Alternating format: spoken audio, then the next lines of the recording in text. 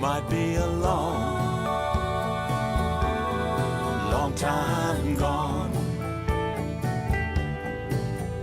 We've been traveling down this road for so long. It feels like the same old road, same old song.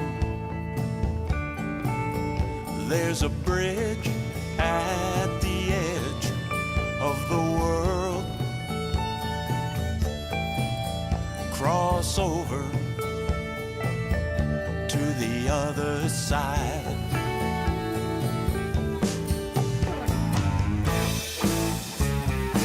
The voices of the future,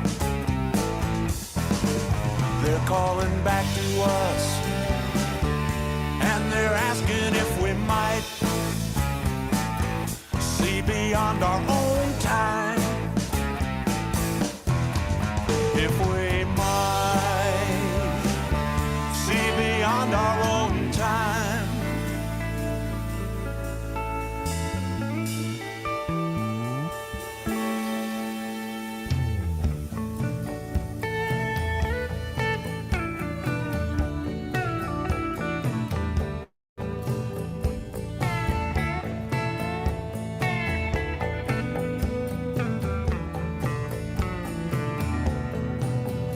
With our backs to the future, we're pulled toward it,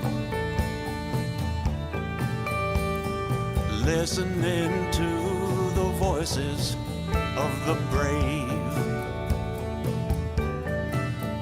But you can't hear the words through the noises. Songs of the heart and mind can't have their say.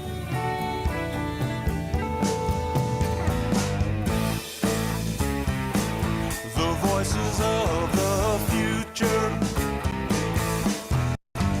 they're calling back to us, and they're asking if we might see beyond our own time. That we might see beyond our own time.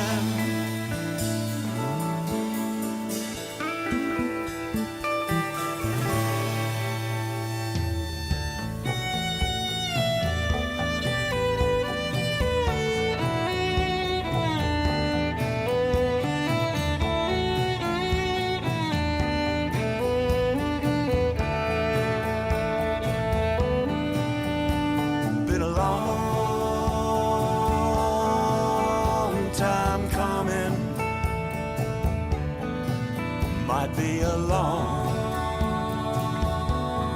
long time gone. Been a long time coming.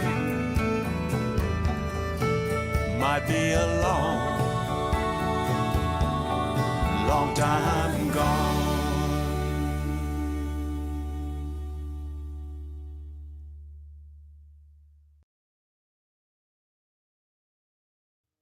We're here today to shout out from the mountaintops that workers and riders from all neighborhoods and walks of life should have safe, affordable, and reliable means of transportation without stress of struggle. 4 years ago, on February 4th, Rosa Parks' birthday, in partnership with the Amalgamated Transit Union, we launched Transit Equity Day to declare transit equity as a civil right.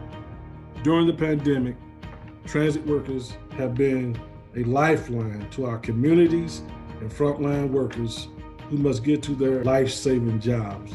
Losing the battle for public transit is losing the war for the working class. We have always been essential.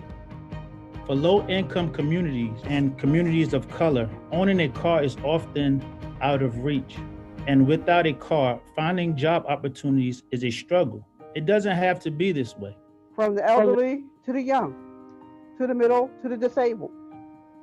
Make it fair for everyone. I am totally blind from birth with multiple other disabilities. Transit-dependent riders, youth, elders, people with disabilities have no choice but to ride. The lack of quality private transit services significantly hinders the ability of people with disabilities to live full lives. This is an equity issue in terms of making sure we have the transit system that actually serves not just the well-to-do, but every working person and every poor person. It was challenging for me to wake up early every day and try my best to not miss the bus, but I had so much tardiness, not because I was playing around, but because of public transportation. Make no mistake, transit and postal service both serve to preserve and foster our democracy. Public officials need to be listening to this, and they need to do something about this. We need to prioritize a clean economy, which includes transportation. There is only about a 10-year window left to reduce emissions in order to avoid cataclysmic climate change. Before being hired by BYD, I drove long-haul truck. At BYD, I'm able to make electric buses. They don't put out toxic fumes. Clean energy versus diesel energy. Big difference, makes the heart feel good. We can fund transit and we can fund clean energy. We must fund them both because the public counts on it and they need it.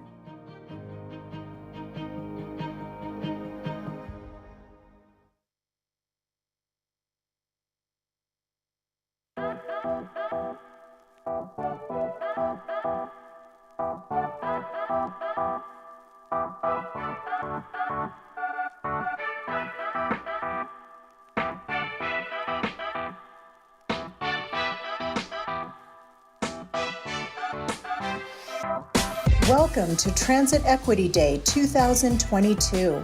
In 2018, in honor of Rosa Parks' birthday, the Labor Network for Sustainability partnered with the Amalgamated Transit Union to declare transit equity as a civil right. Every year since then, on February 4th, dozens of actions have been held around the U.S. to demand affordable fares, increased service, and greater accessibility, especially in low-income communities, communities of color, and rural areas. We've uplifted our transit workers while addressing public transit as a solution to environmental injustice and climate change. As we enter another year of COVID-19, we will reflect on our remaining challenges and the victories we've celebrated while centering the voices of transit riders, workers, and civil rights, climate, and environmental justice activists, online and on the ground. From the rural and metropolitan areas of Wisconsin and Southern California to the densely populated areas of Atlanta, Philadelphia, the Bay Area, and Brooklyn, to the suburbs of the state of Indiana, Buffalo, Albuquerque, and Charleston, South Carolina. Transit Equity Day is once again everywhere. And what about our transit workers? Today, we will hear from Amalgamated Transit Union International President John Costa, along with Transit Equity Day co-founder and Labor Network for Sustainability Executive Director Michael Leon Guerrero, as they discuss our national call on transit agencies to invest in workers. For without a stable, skilled, and experienced transit workforce, there will always be challenges to achieving a public transportation system that is truly equitable. We have an amazing lineup today. Stay with us. And now your host, Labor Network for Sustainability Transit Organizer, Bakari Height.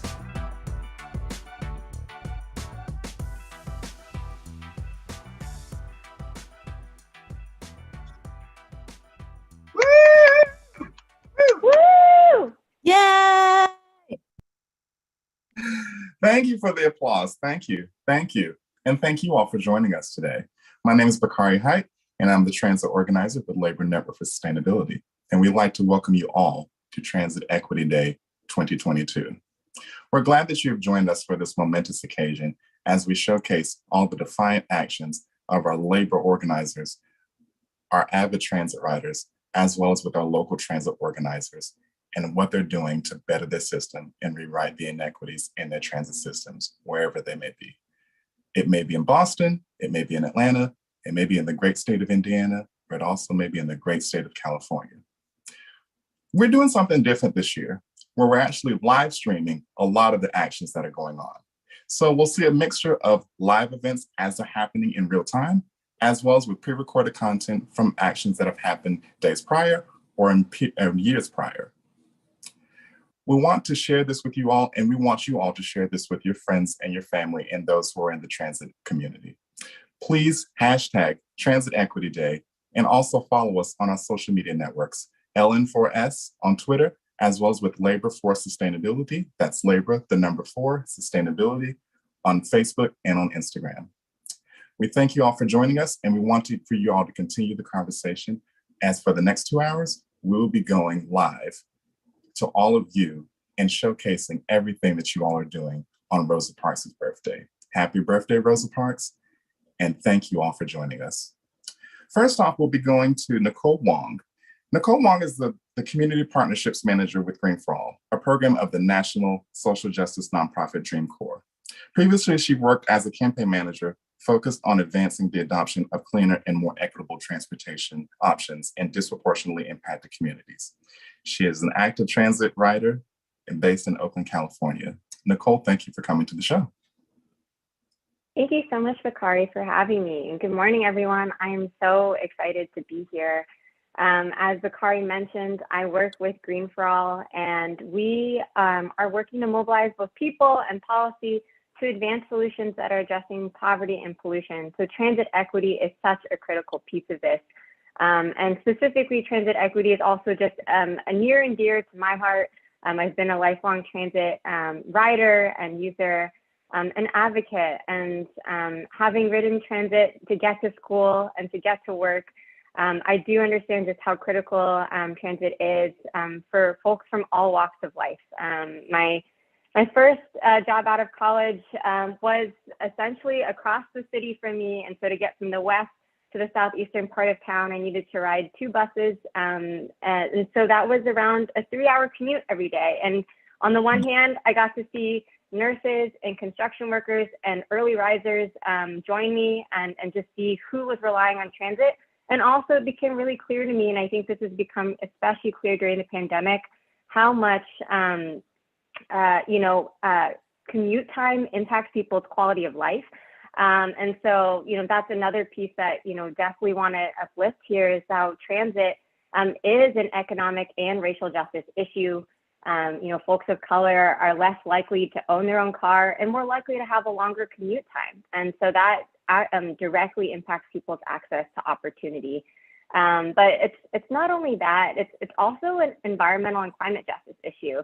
And so just due to a history of transportation policies and decisions that have had discriminatory impacts, people of color are more likely to live near busy roads and ports, and therefore have higher exposure to pollution that harms our health. And that being said, transportation is also the top contributor to greenhouse gases in the United States. So when we invest in public transit, we're investing in a critical lower carbon mobility option, so we can get more cars off the road and help tackle the climate crisis, which again impacts low-income people of color the most. So just super excited to uplift all these connections here and be able to highlight how transit is going to be essential as we continue to come out of the pandemic and think about how to build a more regenerative economy for everyone. Absolutely, and you really touched on a really wonderful statement as far as the disproportionate travel times with people, and especially communities of color. And I think that's really also wonderful to highlight this from the climate perspective, because these are usually neighborhoods that are next to highways and usually traffic clogged highways where you have a lot of carbon emissions coming from tailpipes that are going into this. So it's really good. And it's really good that Green for All is highlighting this. So are there any actions that Green for All is doing currently to combat this? Yeah, thank you for uplifting that. So, Green for All is just doing everything we can to amplify what's happening today on Transit Equity Day. So we're uplifting this with our supporters through email, through text, and social media. And also, I would say that our Common Ground campaign, which launched last year, is continuing to highlight how transit equity is actually a critical bipartisan issue. So it's something that folks from both sides of the aisle can get behind. My colleagues were able to host listening sessions last year with both conservatives and liberals to identify what are essential issues that folks across the political aisle can get behind to address the climate crisis. And one of the key pieces that came out of that conversation and is now part of that platform is investing in accessible, affordable public transit. And so that's something that we're continuing to find ways to be able to uplift at both the state and the federal level. Mm-hmm. Absolutely. And I think it's good to have those kind of partners on hand so they can usher in this conversation with the federal partners, because they have to see that on the ground it's a different story from what they hear and what they may perceive. So it's good that you all are ushering in this conversation with these folks, and also speaking for those who can't speak for themselves. We did mention a lot of the folks that do rely on public transit, and a lot of these meetings are usually during work hours, or they're usually at the most inopportune time. So it's good that we're making this connection with this. Nicole, where can people find you, or where can people join into the Green for All campaigns? Yeah, definitely. So everyone can find us essentially across all the different social media channels, but specifically we're at Green for All on Twitter. And today, feel free, anyone, to text green in all capital letters to 97843. That's how you can get involved and join our email list. We'll continue to highlight ways to get involved with Green for All and our various campaigns in the coming months. And, one of the things, Bakari, that I want to highlight that's just related to this conversation about, federal investments in public transit is that there is a historic disparity in terms of how our country spends money on our transportation system. So much of that funding typically goes towards highways and expanding highways, essentially, rather than investing in public transit that allows, folks with maybe the least access to economic means opportunity to get around. And so that sort of 80%, 20% split is something that we need to absolutely tackle. And an event like today is really highlighting the ways in which everyone from transit workers to riders to supporters, activists, and allies are centering around transit as a key way to tackle not only the climate crisis, but essentially the biggest injustices around racial and economic inequality of our time.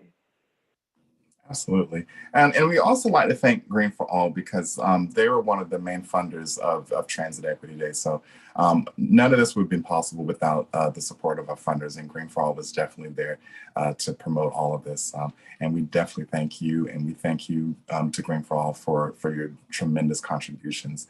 It's really wonderful to uplift this and just be in the corner of those who can't necessarily have a voice as immediate as possible. So we definitely thank you for that.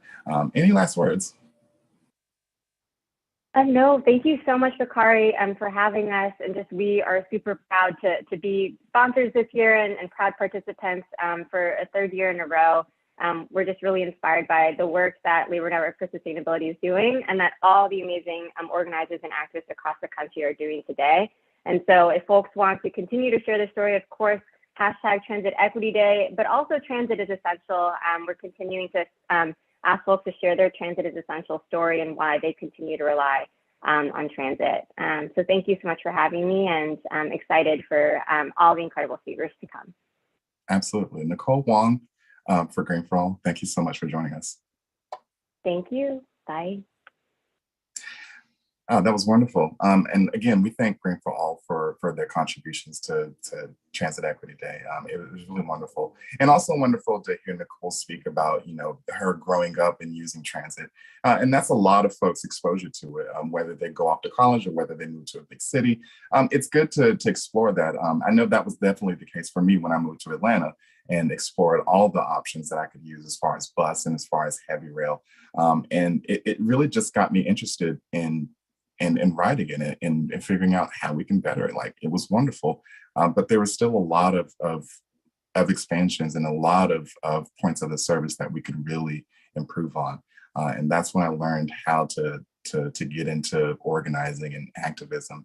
And it really helped me tenfold as far as, figuring out where we could go from this. And that's all we need, is the encouragement of others, and especially with a lot of these groups. Later on in the program, we will be showcasing a lot of the other groups that didn't get a chance to live stream with us.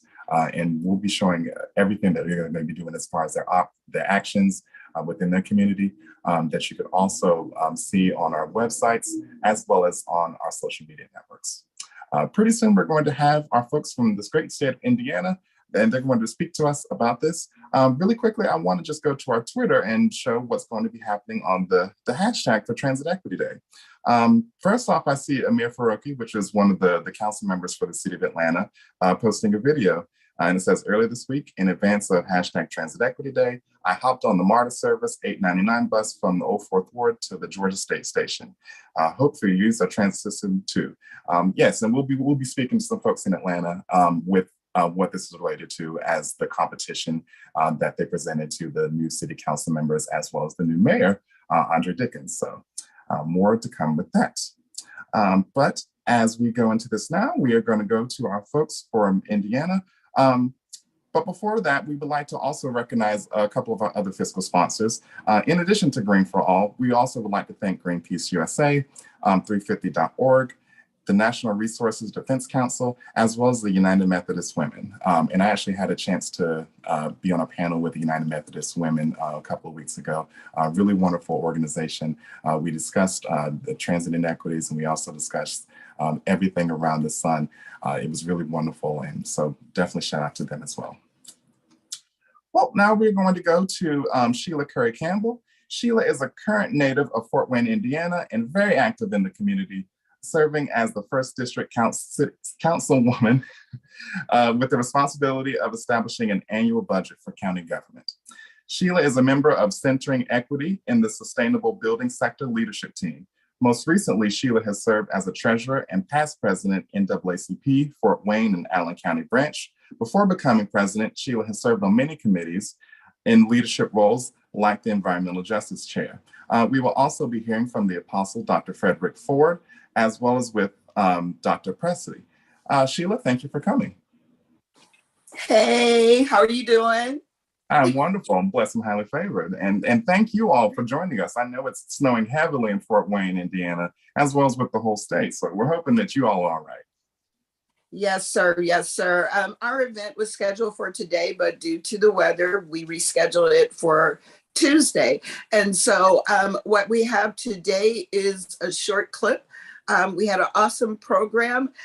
Some of the things that we did here in Fort Wayne, we had a local artist from Fresh Laundry, Theophilus Smith, and he did an interpretation of Rosa Parks. It's the dress that she actually made that's hanging in the Historic Museum in Washington, D.C. So we were excited about that. Councilman Glenn Hines, who serves on the board of CityLink, he is the vice chair, gave us a little history. We had a third generation, Richard Thomas Jr. From CityLink. He's an employee there. They gave us a testimony. And then our local president of the local NAACP, branch 3049, woo-hoo, Larry Giz, gave us some remarks. And then we had Chief Condra Ridley do an interpretation of Rosa Parks. And our mayor, Tom Henry, we also got a proclamation for Rosa Parks Day, and my pastor emceed the event, Raymond C. Dix. And so I don't want to take up too much of your time, but I do want to give you the therefore on our whereas that we received from our mayor, Tom Henry. Therefore, be it resolved that the Pilgrim Baptist Church Green Team and CityLink hereby support the call to observe the Day of Action on Public Transportation as a civil right on February the 4th of 2022. And be it further resolved that Pilgrim Baptist Church Green Team prioritize hiring of economically disadvantaged people, people of color, people from communities currently underserved by transit and or overexposed to vehicular and other forms of pollution. people with disabilities, workers displaced from pollution industries, formerly incarcerated people, and other marginalized populations for transit operation and construction jobs. Now, therefore, I, Thomas C. Henry, Mayor of the City of Fort Wayne, Indiana, do hereby proclaim February the 4th, 2022 as Transit Equity Day. Next, we'll hear from J.B. Pressey, Dr. Pressey, and followed by him will be Dr. Ford in a short video of the signing of our pledge. And so you will hear the APTA Racial Equity Pledge, and that's from the CEO of CityLink, John Metzinger. Thank you. Thank you. And we will bring in Dr. Ford and Apostle Pressey as well. Gentlemen, thank you for joining us. Certainly, I'm so glad to be here and to be a part and participate in this Transit Equity Day. I am one who rides the transit system every single day here in Fort Wayne, Indiana. And I have an opportunity to talk to the patrons and to talk to the bus drivers and to relay to them, how things are going, how people feel about what's taking place, so that they can go back and speak to their supervisors and the powers that be that have their hand and their pulse on the people and how the people are feeling about the transit. One of the things that I noticed when I first came to Indiana 10 years ago was that the first seat in every bus was dedicated to Rosa Parks. And that just enlightened my heart. And so we certainly celebrate her and for all that she had done in the bus boycott. And we just thank the Lord that we can participate in this, participate in the inequities, and try to make things better for the city of Fort Wayne, Indiana. Thank you so much. Absolutely, absolutely. And I'll also want to ask this to Dr. Ford as well. Tell us a little bit about Fort Wayne in the context of Transit Equity Day. Fort Wayne is approximately 111 square miles. And so it's a large, vast area. And the bus system does encompass quite a bit of it, but it doesn't go everywhere. And so we're trying to also get it to move and expand some of the various routes, as well as the time frames. It closes down early on Saturday and it doesn't run on Sunday at all. So these are just some of the things that we want to address. And we certainly want to address transit, bringing Amtrak through Fort Wayne. Fort Wayne being the second largest city in the state of Indiana, it needs to come through here. And so these are just some of the things we're working with Sheila Campbell on, and just trying to make a difference. Absolutely. Dr. Pressey, I want to get to you as well. Tell us about the role of the church in transit equity and how imperative it is to have that institution in such a movement like this. Well, I would say that the role of the church right now has been very sparse in terms of what Sheila Campbell has been able to bring to the table. So I think Trans Equity Day in Fort Wayne, Indiana is something relatively new, and we're in an educational, motivational phase of the importance of our transit system, here, in Fort Wayne. And because of the work that Sheila is doing and bringing us together, you asked Dr. Ford about Fort Wayne. One of the characteristics of Fort Wayne is that we are a city of leaders. There's leadership in this city that have been trained and developed over the years through a program called Leadership Fort Wayne, where many of the leaders have gone through and learned about the city. But when it comes to trans equity, it is something that most people really don't think about, because most people are driving cars every day. They drive past buses, but they never really see or feel the essential necessity of the transit system for many of our citizens in our communities. Absolutely, absolutely. Well, definitely. We're about to go to the video of CityLink announcing the proclamation for Transit Equity Day. And let's cue the video. Amen. That's great. Fantastic. All right, this time we're going to have the APTA Racial Equity Pledge. We're going to bring John Metzinger, CEO of CityLink. John, welcome. Good morning, John. Hi, everybody.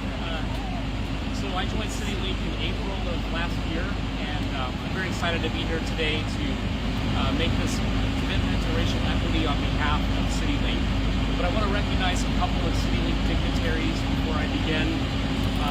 We're representing the board of directors of CityLink today. We have Sharice Fortree, who is our board chair. We have Glenn Hines, city councilman, and our vice chair.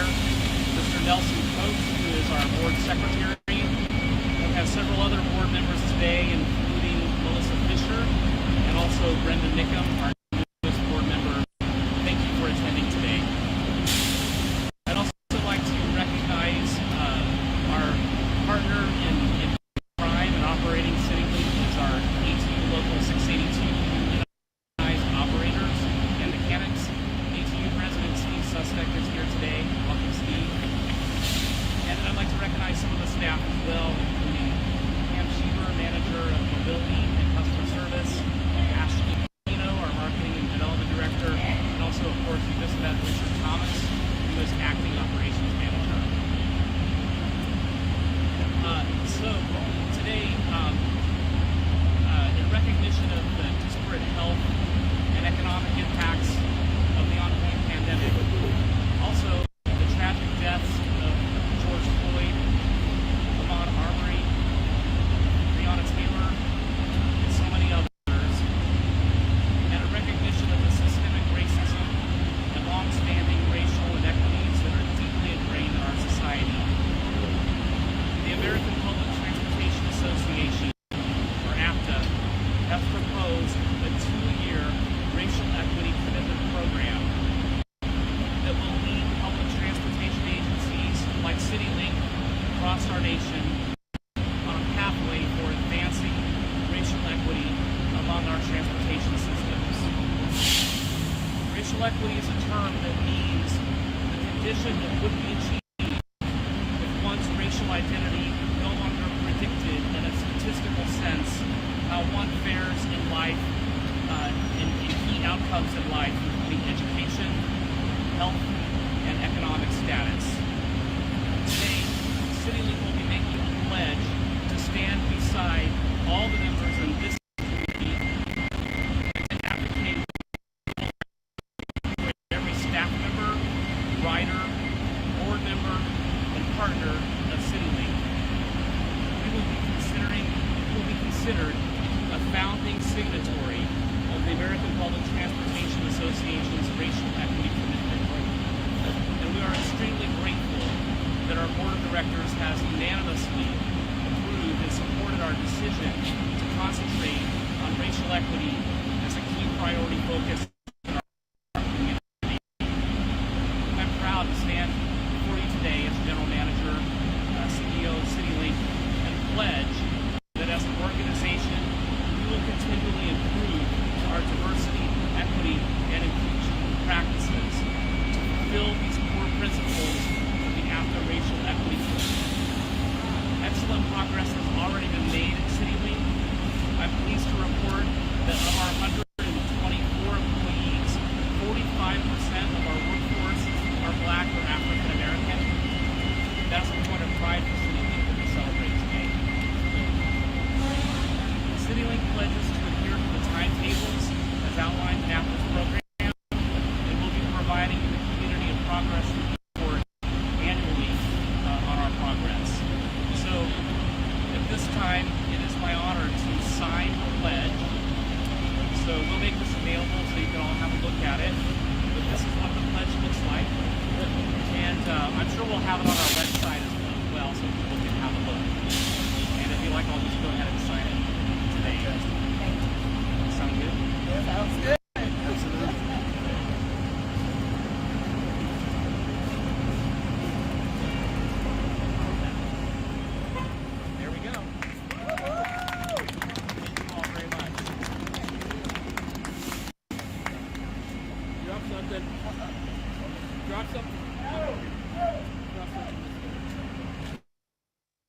Absolutely. We definitely thank our folks from Indiana for giving us and sharing with this proclamation. This is very, really wonderful.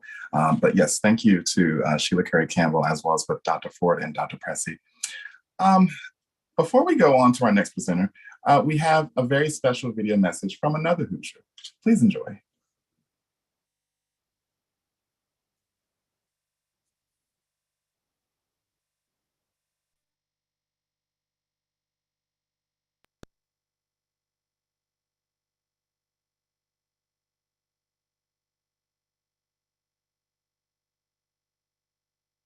This is Transit Equity Day. It's the birthday of Rosa Parks, who helped launch a movement because of a moment of courage when she was riding public transit.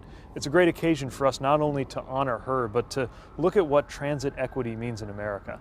I'm here with Nuria Fernandez, America's top transit official, the administrator of the Federal Transit Administration. And I can't think of a better person to have this conversation with. I would love to maybe to start by just asking you what transportation and transit equity means to you and how you think about it. Well, transportation and transit equity is everything. It's synonymous to providing access and opportunities for everyone. That's what equity is, right? Leveling that playing field. And today is February 4th. And we're celebrating Rosa Parks' birthday. And Rosa Parks, because of the act that she took by not giving up her seat in a segregated bus system to a white man, started the movement, the 1955 Montgomery bus boycott. And that in itself was the beginning of the discussion around civil rights on public transportation.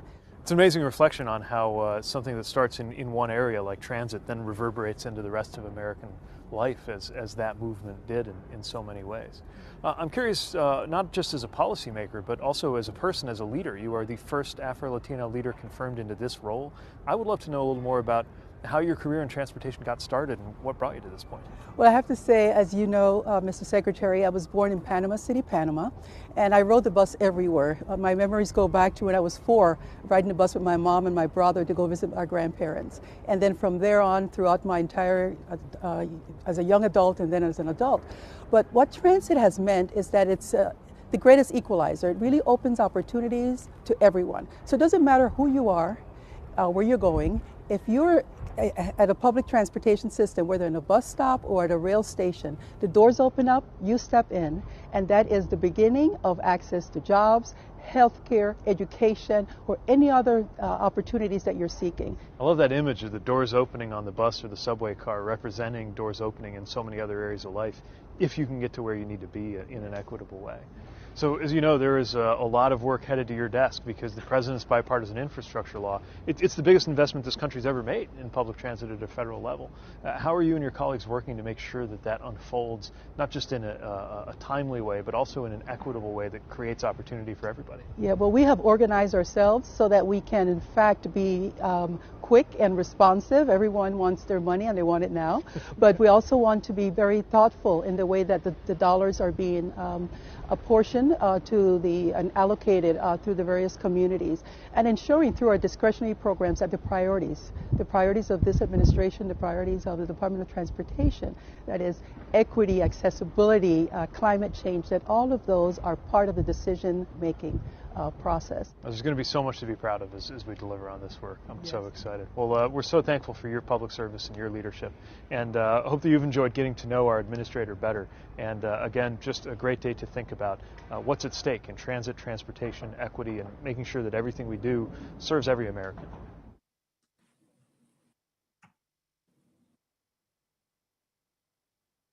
Yes, we thank you so much for Secretary Pete Buttigieg and Administrator Nuria Fernandez. That was wonderful. There's gold in that hashtag of Transit Equity Day. So definitely please follow us on our Twitters as well as along our social medias, as well as would like, share, and subscribe to the LNS channel. We have so much more content from not only this, but for the Young Worker Project as well as other numerous amounts of projects that we've done. Next, we will stay into the Midwest. We will bring up Vera Mendoza, and as well as Miguel Francis. Vera Mendoza is the Ability Center for Disability Rights advocate focusing on housing and transportation. She comes to us as an experienced community organizer and advocate, having worked on issues including racial justice, immigration rights, education reform, LGBTQ plus protections, and healthcare access. Vera is a facilitator of community advocates for transportation rights, a grassroots organizing effort led by people with disabilities to increase transit access, equity, and funding in Northwest Ohio. Vera, thank you so much for joining us. Thank you so much. And we also have Gail Francis. Gail Francis is the Strategic Director of REAMP Network, a network of 130 organizations with a shared goal of equitably eliminating greenhouse gas emissions from the Midwest. Prior to coming to REAMP, she founded the Labor and the New Energy Economy program at the Center for Wisconsin Strategy. She previously worked as the communications director for Teamsters for a Democratic Union and as a field organizer for the United Electrical, Radio, and Machine Workers of America. She lives on Anishinaabe land in Duluth, Minnesota. Gail, thank you for joining us today. Thanks so much. So you all bring a huge power dynamic to the transit community that most of us have not seen yet, the Midwest. The one area that we don't really think about transit, that we don't really perceive as being transit, maybe in a place like Chicago because it's a legacy city for transit. But you know, you all are bringing this new perspective and this new energy from it. So I wanted to give both of you just kind of a chance to share about your experiences and what you all are doing with the Midwest. Sure. Yeah, well, we are very excited. We are frankly rocking Transit Equity Day in the Midwest, I think. We had the governors of both Wisconsin and Minnesota make a proclamation that today is Transit Equity Day in the entire states. And we have had all kinds of proclamations through Iowa, Wisconsin, just the newest one in Toledo, which Vera can tell you about in a moment. And we've had people out there getting thank you cards for bus drivers and getting their representatives to ride the bus all week, you know, that if they haven't been used to that. And transit really is, it's just vital in the Midwest. It doesn't matter whether you're in a big city or a small city. It's, if you have to go to the grocery store, to work, to see your grandma, all of those things, it matters whether you live in Wausau, Wisconsin, or whether you live in New Jersey. And so we are very passionate about transit equity in the Midwest. Yeah, absolutely. And Vera, I want to get to you. You're working for the Disabilities Right Advocate and focusing on housing and transportation. What should the viewers take away from this, from the standpoint of those who are looking for ADA accessibility within transit?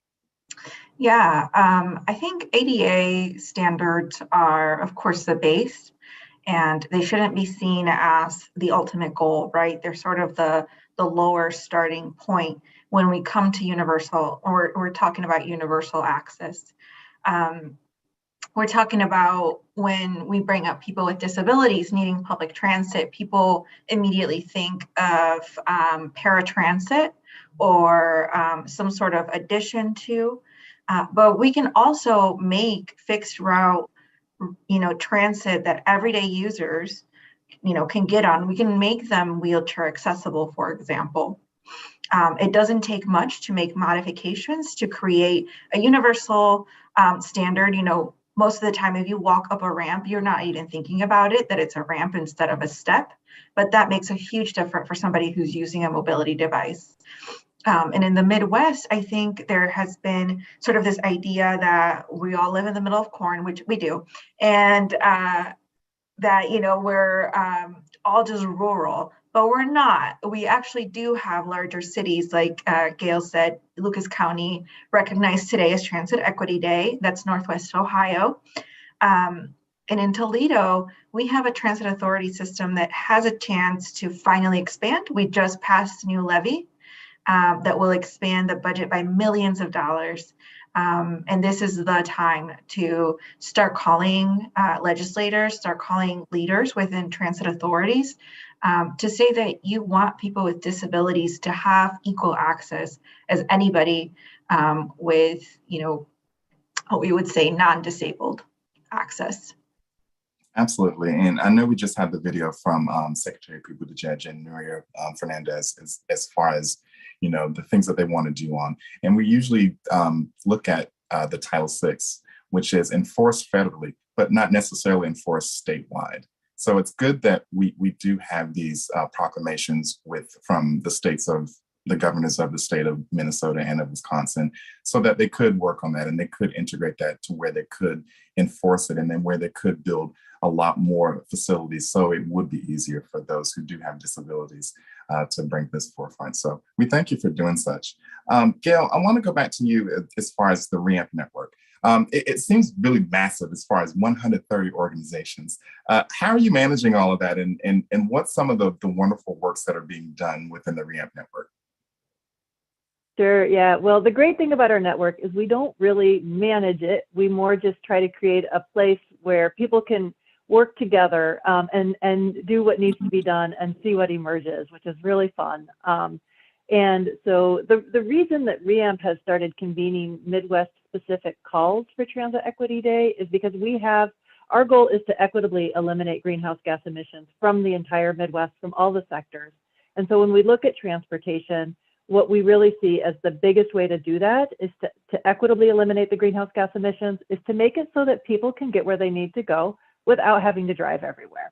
So walking, biking, rolling, transit, thinking about the way cities are designed and so forth. And so when we heard about Transit Equity Day from connecting with Michael from your all shop, the Labor Network for Sustainability, we were really excited about what the possibilities might be in the Midwest. And as Vera said, we are such a mix of rural and urban, small city, big city, suburban. And so it's been really fun to bring people together from across those mixes, and everybody can wrap their arms around it in some way. Like the tweet that's been going around today that's been saying, you can participate in Transit Equity Day no matter where you are. And that's definitely true.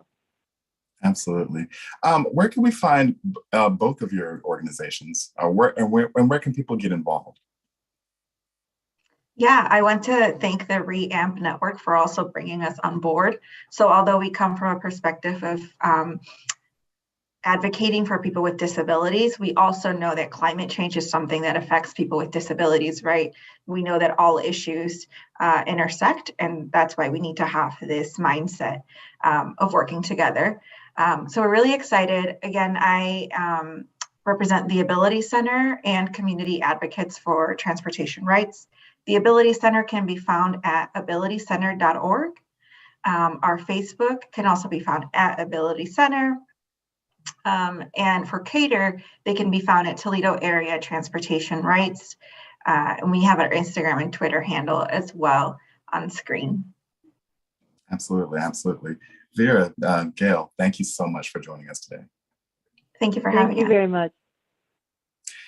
It's wonderful to see the Midwest step out and be so powerful and getting a lot of these groups together. So we definitely thank REAMP Network for that. We also are going to be putting all these links to everyone's organizations within the chat. So please definitely use those links and absolutely join the conversation with #Transit Equity Day on all our social networks. Next, we will go to Christopher Jackson. Christopher Action Jackson is a native of Muskogee, Oklahoma. He currently resides in Mount Pleasant, South Carolina, and is a professional on-the-road semi-tractor and trailer driver supplying the Americas with goods and services. He's an activist of many issues such as transit, true affordable housing, the homeless veterans, and the homeless citizens in South Carolina, and anyone is in need. Whenever you call Action Jackson, he's there. And we really want to emphasize this. He is literally going to be there with the project he's going to be presenting on. He's received his Bachelor of Science degree in Human Services and certificate in skill in commercial driving courses from Springfield College and the Miller Mock Technical College. Remember that together we go forward. Christopher Action Jackson, thank you for joining the program. Thank you for having me. Currently, I'm in the snow here in Mount Vernon, South Carolina, Mount Vernon, Missouri. Right now in Charleston, they're having a Rosa Parks breakfast. Big. Attorney William Hamilton III and our crew there is doing a big breakfast thing. It got a lot of people involved, and it was great to see. I was supposed to be there, but under circumstances, I'm doing what I do best. Transit equity is phenomenal. Everyone can participate. I catch the bus regularly when I'm there, but being stuck in traffic and not being able to get anywhere swiftly, the buses there in South Carolina is poor. you have to wait a lot and a long time. So I got involved. I moved to Charleston in 2014 from Charlotte. I stayed in Charlotte over a decade. And being able to jump on the link system and being able to jump on a bus and everything connect was very, very great. But to get to Charleston, an area where it was hard to get somewhere, it took almost 2 hours to get downtown. Something that only takes about 15 minutes was horrible. So I began to join the people together of all the neighborhoods in the Somerville area of Berkeley and Dorchester counties and Charleston County. And I linked in with Attorney William Hamilton, with Best Friends of Low Country Transit. And I began to get with some of the legislators there who we help vote in and say, hey, what are we going to do to better this? And what better day to say happy birthday, Rosa? Had she been here, I know she would be very proud of all of us. And just to hear all the different links of us all over the United States on this awesome video is phenomenal. And like I told you, Bakari, I am looking forward to connecting with you guys when I'm in your cities, because you never know when I'm coming. So I am so grateful to be a part of this great movement. And like I said, together we go forward. But I am not just called Chris Action Jackson for nothing.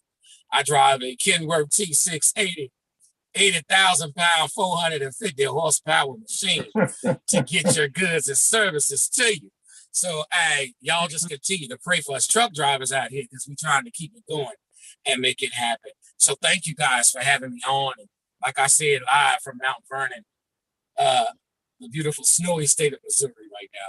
Grateful to be here. Absolutely. Thank you so much for joining us today. And yes, if you'd like to meet and have Christopher Jackson come and meet your group and your transit organization, please let him know. We can put his information in the description as well as within the chats. He would love to meet with you all. I know he was just in Olathe, Kansas this past week. He was also in Baltimore, Maryland, and Delaware within the past couple of other weeks. So yes, he is definitely able to meet you all and just get to talk. And definitely, it's wonderful. Shout out to Best Friends of Low Country Transit as far as the pancake social that they're having down there. It's really wonderful as far as, breaking down bread, which I'm born and raised in the South, so that's exactly what we do. But now we will go to pictures with William Hamilton from Best Friends of Low Country Transit.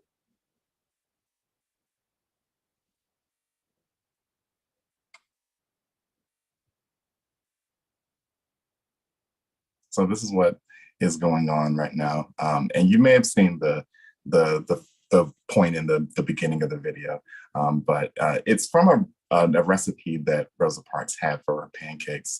And they're actually serving that to not only the folks in Charleston, but they're actually serving it to the houses population there as well. So we definitely thank them for sharing that with us. And now we are going to go to a recorded testimony from the United Methodist Women. This is from the 2021 community hearing on transit equity from Greensboro, North Carolina. So we will go to that video. With United Methodist Women. Carla, thank you very much for joining us today. Please take yourself off mute and remember to speak slowly for the interpreters. Thank you. Thank you. Good afternoon. My name is Carla Yvonne Burton. I am a Christian. I am a member of United Methodist Women, Mission Coordinator for Social Action, St. Matthew's, United Methodist Church, Greensboro, North Carolina, a United Methodist Earthkeeper, and chairperson of our Creation Care Ministry. Originally from Knoxville, Tennessee, I can appreciate the beauty of the parks, the mountains, and beaches in our area.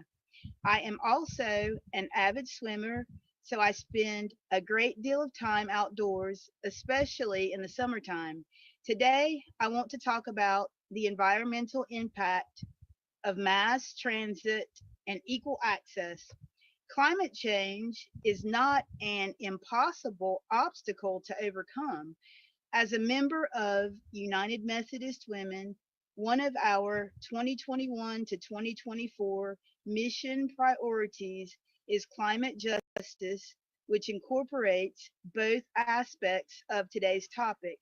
As a student in Winston-Salem, North Carolina, from 2014 to 2017, I wrote a part Piedmont Authority for Regional Transportation bus between Greensboro and Winston-Salem, North Carolina, in addition to utilizing the local bus system in each city. Usually, passengers were male, commuting to work or school, and predominantly people of color. One hurdle during my time as a regular commuter was access. A typical morning walk to catch a Greensboro city bus was 30 to 40 minutes. From the downtown bus depot, I was able to switch to a park bus that would take me directly to Winston-Salem, where a Winston-Salem Transit Authority or WISTA bus would get me to school with a total morning travel time of about 2.5 hours each day. This may not be feasible, however, for people who have mobility issues. For example, the total travel time for getting around or going to school may be significantly increased. Where there are discriminatory attitudes, decision making regarding regarding equal access is a very serious issue. I was thankful to have reliable transportation, although the park bus fleet does not currently have any environment friendly vehicles. The city of Greensboro now uses several electric battery rechargeable vehicles. I am not aware of any currently being used by WISTA. Quality of life for all residents in the Triad, North Carolina, stands to be improved with the addition of non fossil fuel energy source vehicles, given the reduction in carbon dioxide emissions and use of an alternative fuel energy source. Only a small percentage of the world's population in sustained action is required to make a difference in the trend of climate change. Increasing awareness and accessibility may too result in more residents opting to commute via mass transit, another simple way to lower greenhouse emissions and combat global warming. We need to be more personally accountable in Christ. We need more alternative fuel source vehicles. Thank you, and I want you to know that addressing this issue will make a big difference in the lives and health of our local residents by lessening air pollution and by helping to preserve and love our world. Thank you so much, Carla. And thank you to all of our panelists for your wonderful testimonies and providing different perspectives on the importance of public transit in your lives and the lives of many others. Absolutely. We thank you for Carla Burton for that statement. And thank you and shout out to North Carolina as well. Next, we will go to Simon Husted. He is a passionate member of the Buffalo Transit Riders United, a group formed in 2016 to elevate the visibility and voices of bus riders across the Buffalo Metro. Simon is a longtime bus driver and has observed how lack of public transportation intersects with a wide range of other matters. BTRU, as well as a wide spectrum of other local organizations, have been calling on the city to start a scalable snow removal sidewalk program for years. This year, Transit Equity Day has spun into a week-long community snow shoveling titled Shoveling for Transit Equity Week. Simon, thank you for joining us.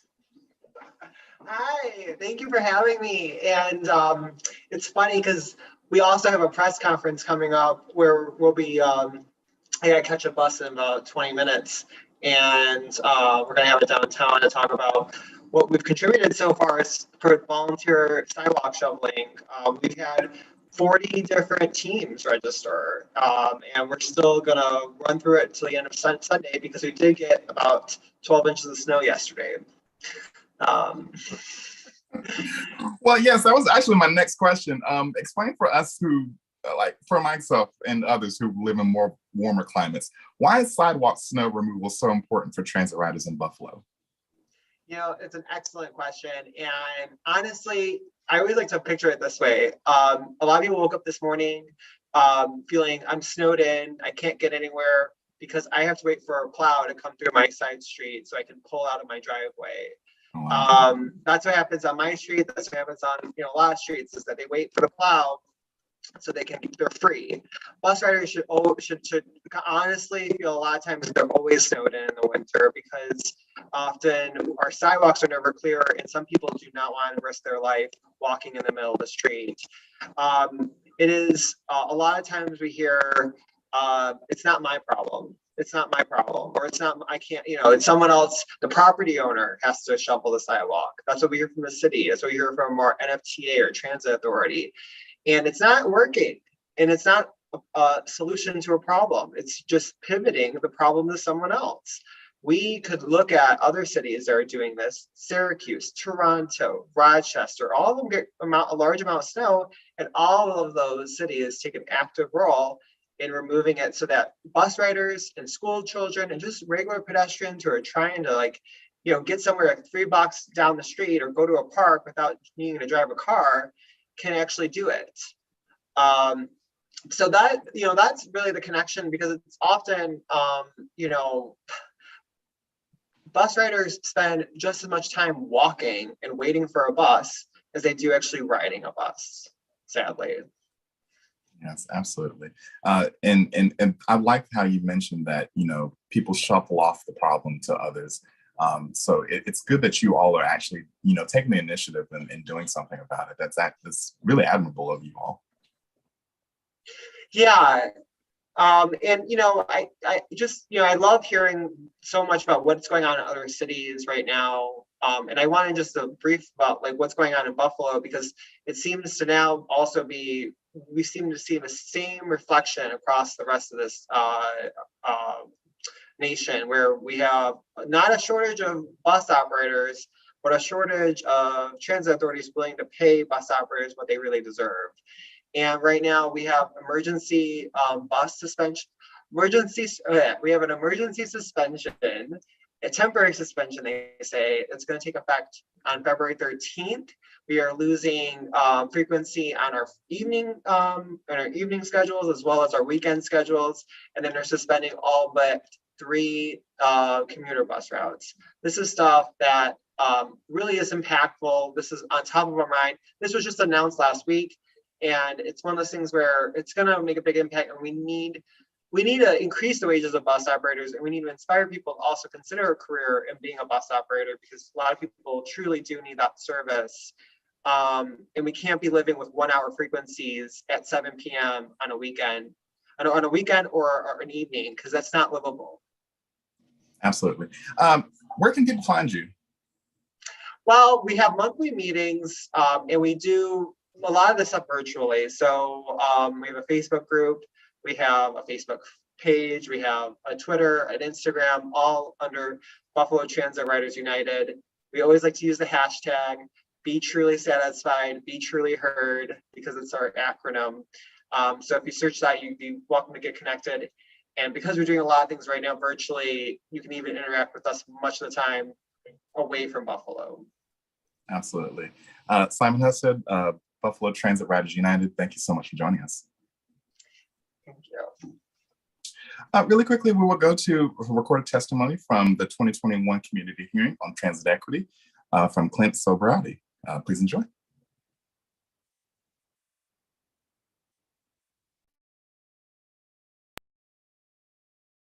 You had it right first, Sobrati. Okay, great, Sobrati, who will be sharing his experience in Montgomery County, Maryland. Welcome, Clint. Please proceed. Thank you. Thank you, and thank you for introducing me, and good morning to everyone. My name is Clint Sobrati, and I reside in Montgomery County, Maryland, just 40 minutes away from the nation's capital. I am a devoted father, husband, human rights, and climate advocate. I have been employed by Montgomery County Government of Department of Transportation, Ride-On, for the last 10 years, where I've held the position as a bus operator and a transit coordinator. I am one of the vice president of UFCW Local 1994 McGeo and a shop steward for the union as well. To provide you with a brief background history, Montgomery County is very diverse, and our passengers reflect that diversity. I always say, if you want to see what democracy look like, jump on a Montgomery County ride-on bus. Whether our passengers are young, old, able, disabled, black, brown, or white, our buses serve communities of all ethnicities and socio-economic status. However, it is the impoverished community who have a greater dependency on public transportation, which is why we need to have a reliable transit system.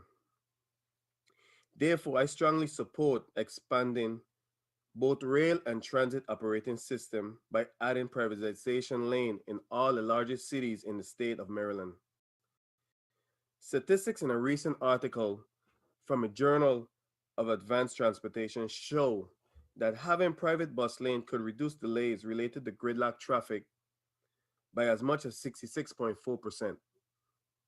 Additionally, having private bus lane can motivate residents to utilize the transit system as their main source of transportation to and from or other desired destinations, which will in return generate cash flow into our local economy. However, one of the main issues that need to be addressed is related to mechanical maintenance. Buses and rail need to be serviced regularly to improve carbon emissions, to be more climate friendly, and reduce breakdown that results in delay in the middle of a bus routes. Once these issues are addressed and private lanes are added, buses should arrive at their assigned bus route on time, which will result in a better overall experience for passengers, being that safety and punctuality is their number one priority. Public transportation is an essential service to our local communities, and we are all connected to our passengers. They are our nurses at our local hospital, our receptionist at our physician office, our waiters at our favorite restaurants, our child care provider, and so much more. This is why we need sufficient funding to expand our transit system. If we truly value our essential workers, including our transit family, we need to take action now and invest in the future of public transportation to ensure that the health and well-being are a priority, that all our passengers have affordable, reliable, and equal access to public transportation service. As you know, the transit system plays a critical role in our local community and economy. So when we invest in public transportation, we invest in our workforce and we generate additional revenue for our local economy as well. Therefore, I encourage you to support privatization of bus lane and electrifying our bus fleet, as well as other transit expansion program that offer solutions that aligns with this cause so that Maryland will continue to thrive and be a progressive state for generations to come. I would like to thank everyone for their time, this moment, and their energy. Wow, thank you so much, Clint, and thank you for your representation as a president and member of USCW. Thank you. Yes, thank you so much to Clint Sobrati for his testimony for the 2021 community hearing on Transit Equity Day. Now we're bringing one of our Zoom squad, as we call him, that was so helpful and instrumental in putting this production together, Rebecca Wilden from Sierra Club. Rebecca, thank you for joining us. Thank you for having me. I'm actually like on video. So I knew this was coming, but you love the camera and I'm like, I'm a behind the scenes person. I don't love the camera. I just love bringing everybody from behind the scenes, but we got you on here now. So yeah, so as of now, if you're just now joining us, welcome to the second hour of Transit Equity Day 2022. My name is Bakari Height, transit organizer with Labor Network for Sustainability. Again, this is Rebecca Wilden from Sierra Club. We also like to thank Sierra Club for their generous donations to Transit Equity Day. So let's read out some events. Let's do it. Yeah, there's a lot of things that weren't able to live stream today, but we just want to make notice of them as of now. And I'll read the first one. So there's a virtual event going on that's going to be operating by Genesis, the Gamma Meal affiliate of the Bay Area, and they're doing a transit Equity Day online rally. It'll be via Zoom. It'll be today from noon to 1:15, that's Pacific Standard Time. So you got a little bit of a while. So it's going to be from a lot of the organizers: Genesis, 350 Bay Area, the Sierra Club, the Democratic Socialists of America, as well as with the Bay Area Transit Equity Allies. And they're going to be going online to demand that their elected officials and transit agencies stand with transit riders and workers. So they'll hear from different speakers. They're also going to be making and urging them to act on the transit equity in the Bay Area. If you know, the Bay Area is probably one of the most expensive areas in the world to live in. So that definitely that intersection of transit and housing also comes into play here as well, as a lot of folks do have to move farther and further out from the cities in order to, what we call in the planning community, the drive to qualify symptom. So speakers will include AC Transit Board member Javanka Beckles. Shout out to her. We've actually had her on one of the panels, as well as with ATU Local 192 members and others. So you can definitely sign up to attend on our website. Awesome. The next one is in Long Beach. So they're doing a letter drop for public data, public transit, and public workers. So they are meeting at noon Pacific time until 6 p.m. So if you get off work at 5, run over there, join them. They're meeting at the city manager's office in Long Beach City Hall on Ocean Boulevard, and at the Long Beach Transit on East Anaheim Street in Long Beach. So it seems like it's going to be a great event. And there's also another one in Long Beach. Bakari, you want to take that one away? Sure. That'll be a virtual event with the Long Beach Alliance for Clean Energy. And they're doing a public work appreciation via Zoom. And this will be on Sunday. Well, this has happened already. So if you'd like to join the link, please contact Tiffany Samore Davey, who's the executive director of the Long Beach Alliance for Clean Energy at 562-241-2180. Again, that's 562-241-2180. Rebecca, you want to take away the Sacramento event? Yes. So Sacramento Transit Stop Good, Bad, and Ugly Photo Contest. So this is an event that's happening for the next month. So they're doing a photo contest that will begin on today through March 4th. And it's with the Sacramento Transit Riders Union umbrella organization. And I guess we got to keep going because there are 60 events happening. Yes. Shout out to San Bernardino. They are going to be doing a countywide free fare day. Everybody will ride for free on Transit Equity Day, which is today. So every bus, train, and everywhere in San Bernardino County on all 5 of the local bus systems will be participating on today. So please go out and ride. If it's a beautiful day outside, please go and ride. Take Santa Cruz that way. Yeah. So in Santa Cruz, they're doing a National Transit Equity Day awareness and education march and speeches, and it is happening today, 2 p.m. Pacific time. It looks like they're going to be securing permits. They're also going to be doing a rail to trail. So it looks like it's going to be a great event. Absolutely. For Colorado, the Denver Streets Partnership is doing an advocates and labor representatives report, and they're going to be doing that and unveiling that in a virtual event today from 11 a.m. to 11:30 a.m. Mountain Standard Time. Please contact Molly McKinley if you would like more information for that. Awesome. In Connecticut, the Amalgamated Transit Union Local 1336, they're doing a tribute to Miss Rosa Parks, and it is her birthday today. And they're having an electric bus display, and it's happening today. Apparently it started at 5:30 a.m. Eastern time today and goes until 10 p.m. So they've been up early. And then they're also doing a virtual event. Absolutely. Shout out to Mustafa, and definitely shout out to the Sierra Club Connecticut. They're doing a virtual event, which will have happened already.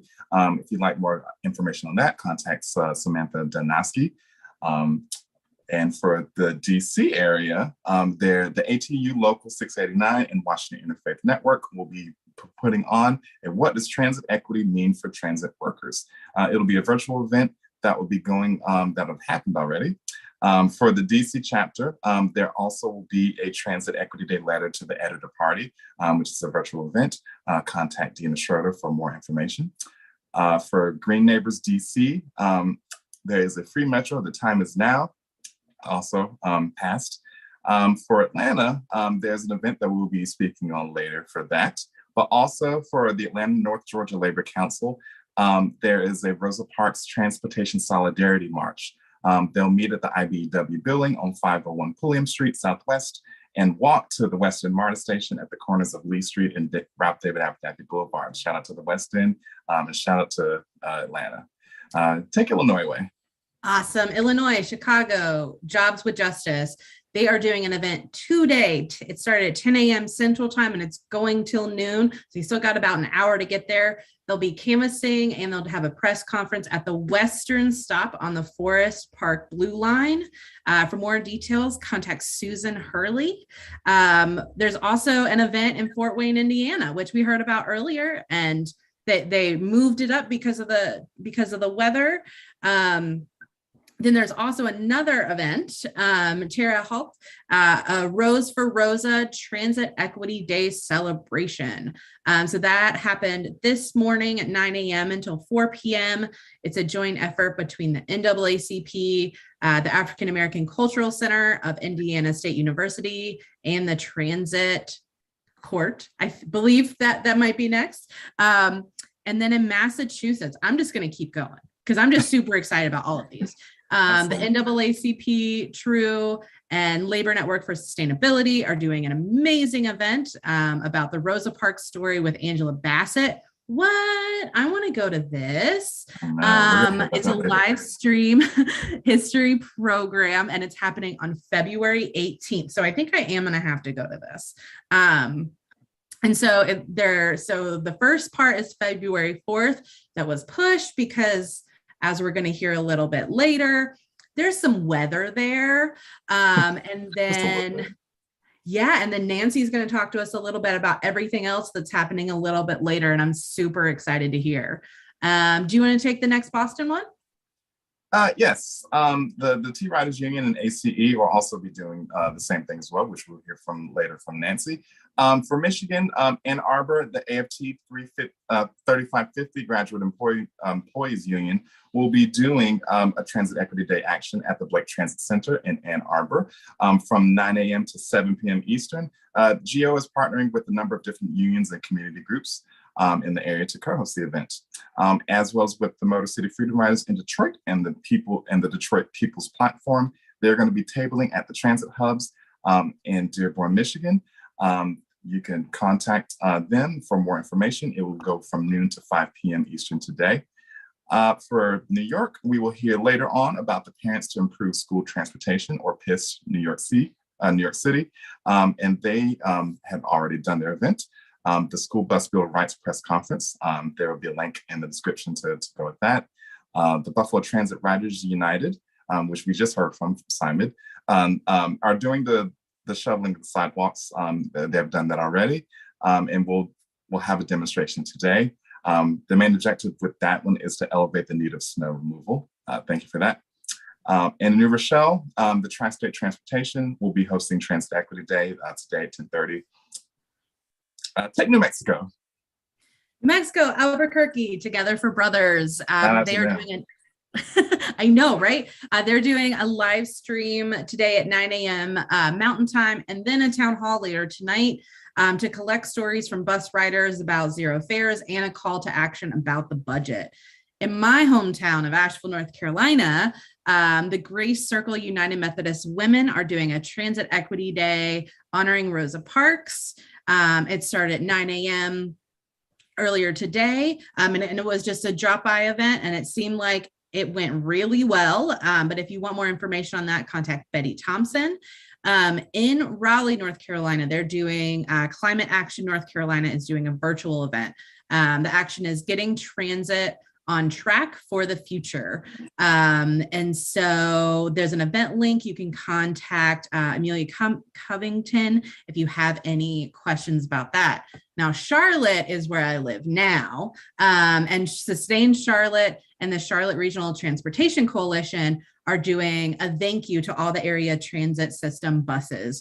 They're doing a press conference. They are also delivering treats to all of them. If you wanna, the event just ended, but if you want pictures or anything, go talk to Tart Kylie. They're awesome. They'll be your best friend. In Durham, their Bike Durham is doing an event. They're actually doing a bus stop cleanup, which is incredible. They're also going to be doing a press event today from 1 to 3 p.m. Eastern. And they've got a lot of other groups also helping out. Eric Landfried is available to talk to you. It seems like it's going to be an awesome event. I'll let you take Oregon.